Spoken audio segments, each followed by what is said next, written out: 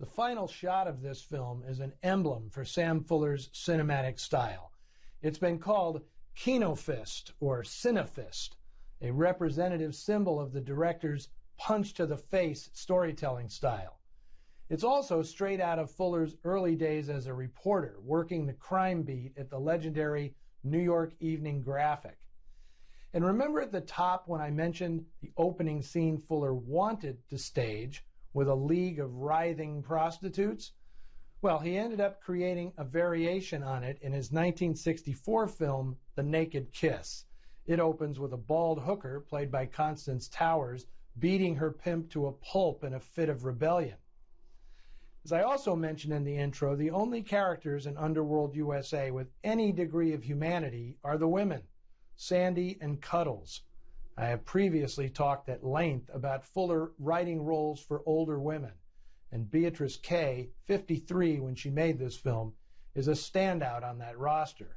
In fact, she seems like the twin sister of Mo, played by Thelma Ritter in Fuller's 1954 classic Pickup on South Street. Kay only made 4 movies, and this is easily the most memorable.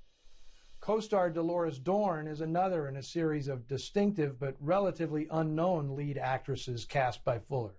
She was born in Chicago, attended the Goodman Theater at the Art Institute there, and was signed by Warner Brothers in 1953 when she was only 20.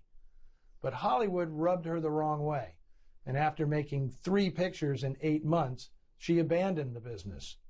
But not acting. She moved to Europe and worked steadily in both film and theater. She hadn't made a picture in America in almost 7 years when Fuller went out of his way to offer her the part of Cuddles, which she called a role worth returning to the coast for. I love her in this picture, as did cameraman Hal Moore.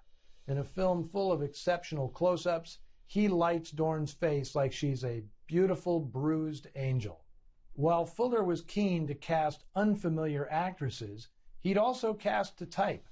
Robert Emhart had already made a specialty out of corrupt fat cats, and his portrayal of syndicate boss Earl Connors is the most memorable of the bunch. That's what a great death scene will do for you. Now, did Emhart remind you a little bit of Sidney Greenstreet? Well, that'd make sense, since he was Greenstreet's understudy on Broadway in the 1930s. He was also a founding member of the Actors Studio.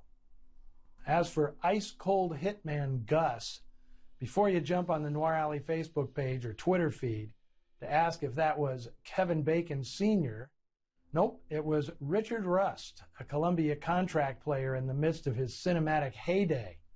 Hey, making Underworld, U.S.A. and William Castle's Homicidal back-to-back would be a career pinnacle for anybody. As for Cliff Robertson, his switch to playing cold-blooded hoodlums didn't stick.